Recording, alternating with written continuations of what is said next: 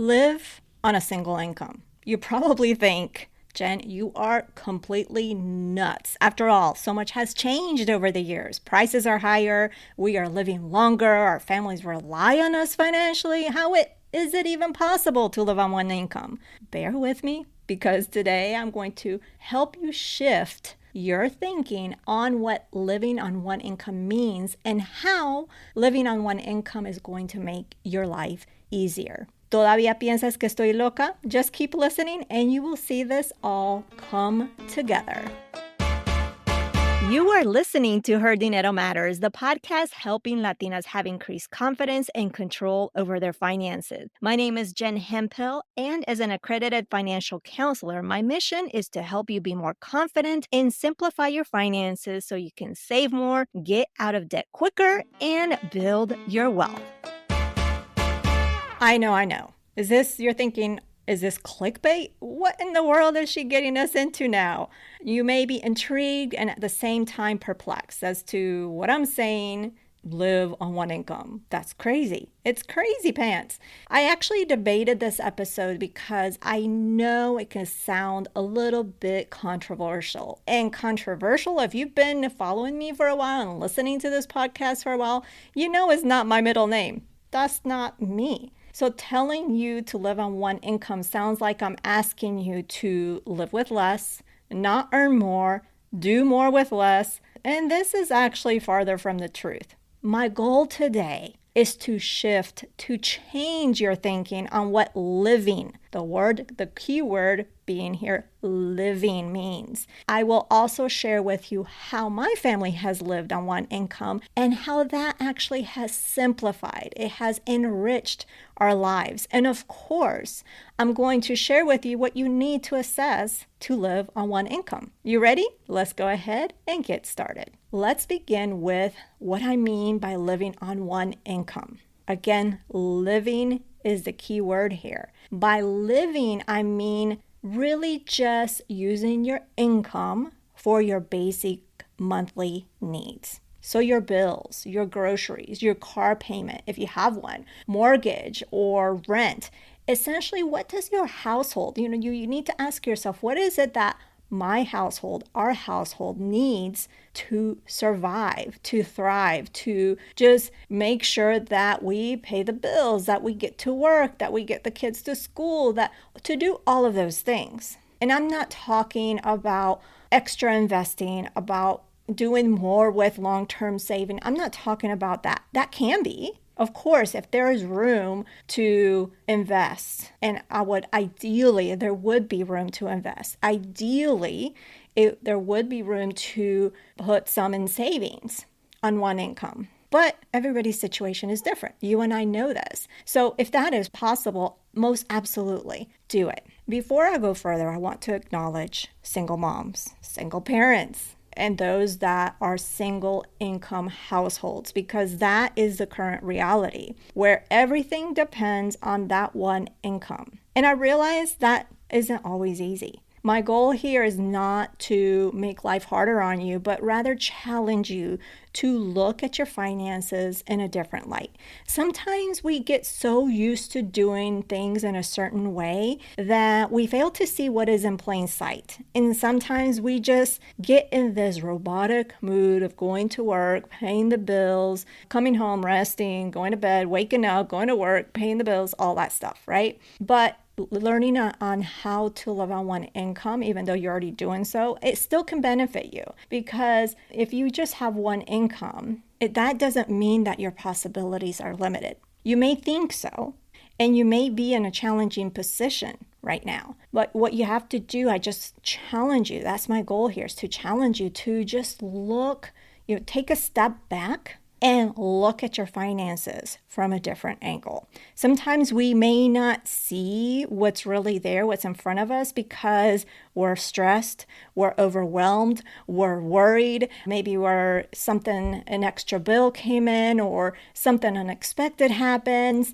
and it just turns our life upside down. And that doesn't allow us to see always the possibilities. It doesn't allow us to not only see the possibilities, but be able to make financial decisions that benefit us, that really move the needle even faster. All right. And of course, my other disclaimer here too is that, or not disclaimer, but other thing that I want to say is that I would be remiss to say that it's possible in every single situation. That would be silly. That's not realistic. Personal finance is personal, and of course, everyone's situation is different. I just want you to explore again. I feel like I'm beating the bush here with this, but I just want you to explore the possibilities. I want you to just look at your finances at a different angle, because you've probably also heard the saying that something that goes like, you can't expect different results by continuing to do the same thing. There's some quote. I might have said it backwards, but it has the same meaning. And of course, I just want you to give you a different perspective.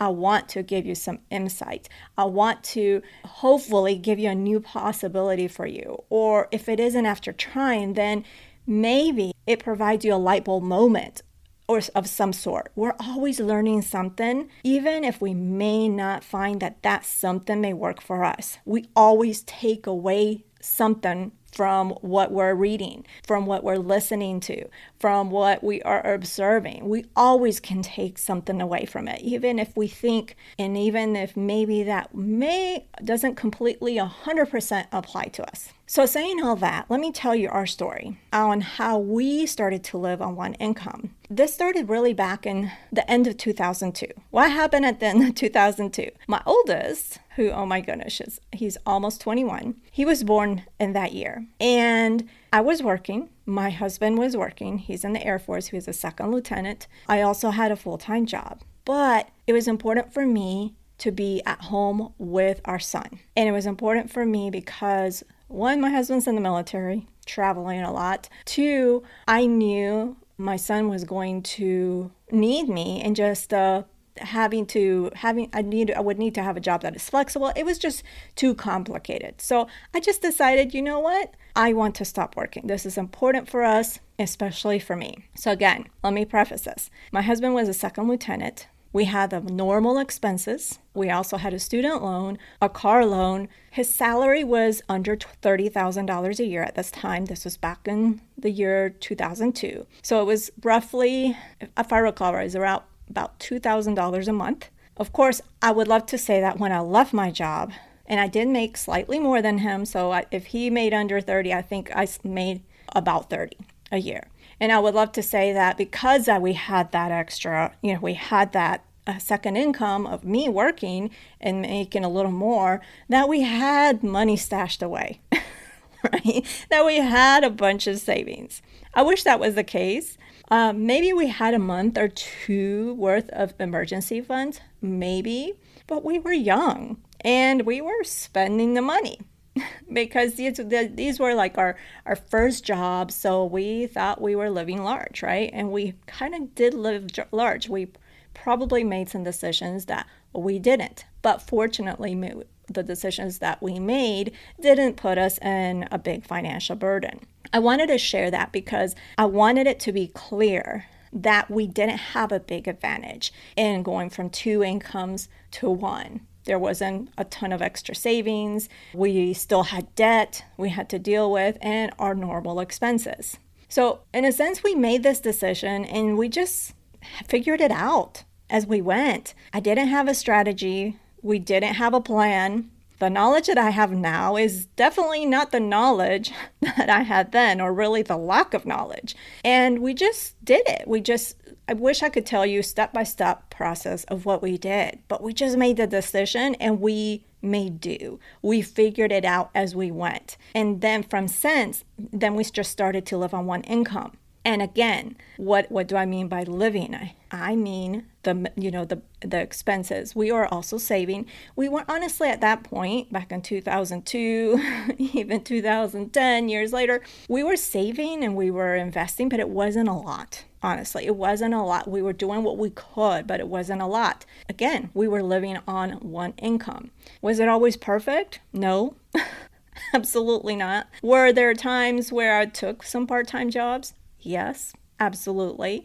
There were times where we needed to do something that wasn't in the budget, or for example, the times that we were really in financial straits, paying a mortgage and rent at the same time for a good while. That was painful. So in those instances, I remember I took some part-time jobs temporarily. There was one where I actually worked I was doing a hotel because it was like in really short driving distance of the house. I can go work some hours and then come home to my baby, right? And it was only on weekends. It was a time when my husband went home. So in those instances, yes, things, it is what it is. But what it did, this is how it has helped us and continues to help us.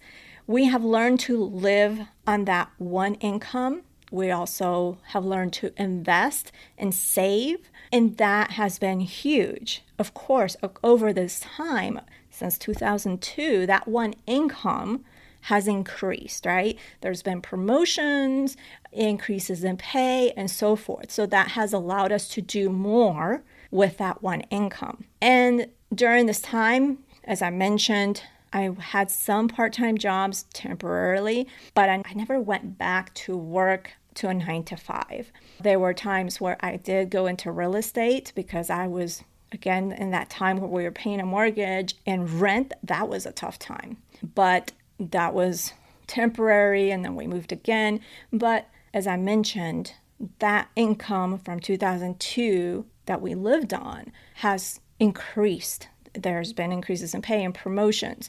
And sometimes during those times, we did upgrade in our lifestyle, meaning we just started spending more money that maybe we shouldn't. And other times we didn't. And again, we didn't have a strategy. We just did it. We just looked at our finances and looked at what he made. Could that one income cover what we needed? And we were fortunate that it did.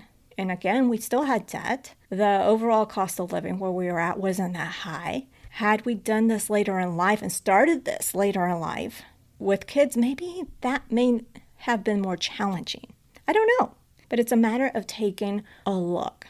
Have you been to Denver? Are you a foodie like me? If so, there's nowhere better to spend your summer vacation juntos con la familia than the Mile High City. With their upscale food halls, you can discover el sabor de Denver that includes their green chiles, craft beers, and more. ¿Listos? Let's go pa Denver. Go to visitdenver.com/summer to plan your getaway.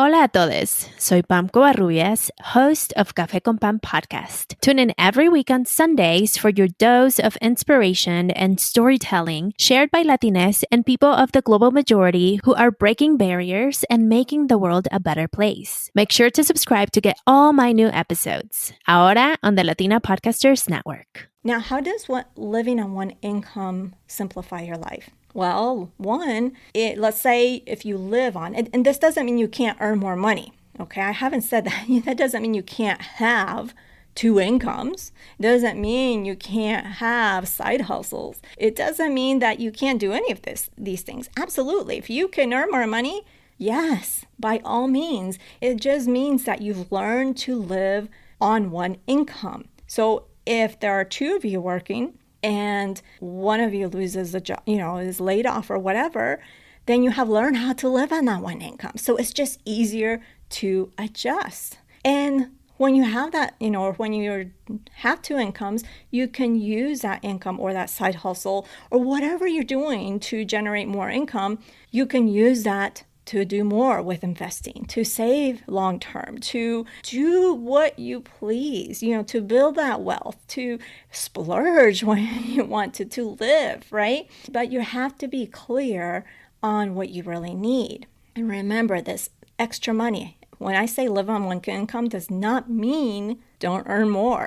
It does not mean that. It's just when you earn more, it's like the cherry on top. You will be able to do so much more with that extra income because you've learned how to live on one. So how do you live on one income? How do you figure out how to do it? It's very simple. Figure out what your monthly basic needs are. If you're paying rent and mortgage, if you're paying a car payment, utilities, food, all of that. What is that total dollar amount? And how does that compare to one income, a monthly income? Can you live on that? And also make sure that you minimize those life upgrades when there is a promotion because we tend to do that. I'm not saying to absolutely avoid it, but minimize what you can. Of course, I'm not going to tell you to cut out this expense or the other. I'm going to, what I'm telling you is go trust your instincts on what you really need and what you don't. Have that, if it's just you, decide on that. If it's you and a partner, have that conversation. Because depending on that income, it may not be necessary to minimize or cut out certain expenses, or it may, right? The other thing that I suggest is just a fun exercise, and I'll tell you why I'm suggesting it, is to create a dream budget. And what is a dream budget? So essentially a dream budget is creating, take your budget now, make a duplicate copy, and then put the money that you would want to be making, let's say.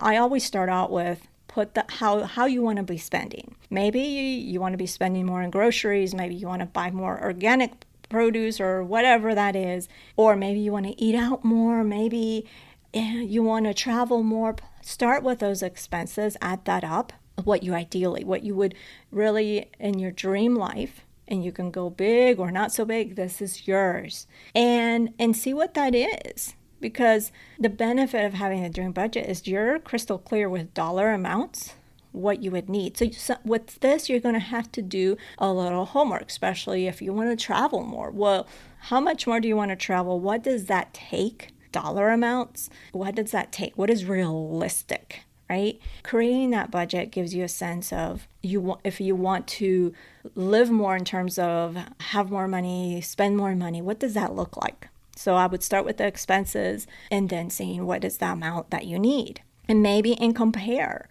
how close are you with this and in terms of living how you want to with that one income that you're going to try to live on, right? What is the dollar amount that you need if you're not, right? If you want to listen more about the dream budget, you can go to episode 133 and I go into detail. But this is let's just call it bonus homework. Now, some considerations. Again, this is my goal here is to get you thinking outside the box, to have you thinking in a different way about your finances. With this, that single income that you're attempting to live on, it needs to be viable and the possibilities for increases and bonuses. Because as I mentioned, the income that my husband had in 2002 is not the income he has now. That has grown over the course of the years. So it needs to be viable, and you need to be in a position of growth. You need to be in a position or in a confident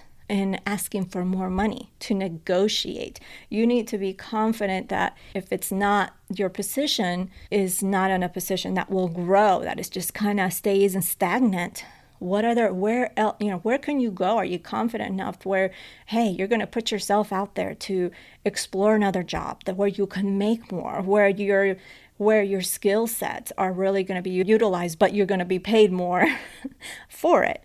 And there also may be a turning point in your life where that one income may just not be enough. It happens, but maybe it covers most of what you need. I can tell you now, life has changed for us. So even though we primarily live on one income, what I pay myself from my business goes to our son's tuitions, caregiving for a family member. Living on that one income right now is not possible because our situation has changed. But those things are temporary. Tuition is not a forever. Caregiving, that's going to be a while. But it's a decision that we took to help our kids and obviously help our family member and whatnot. Just take that in consideration. Again, that single income needs to grow over the years, and life happens. Maybe at some point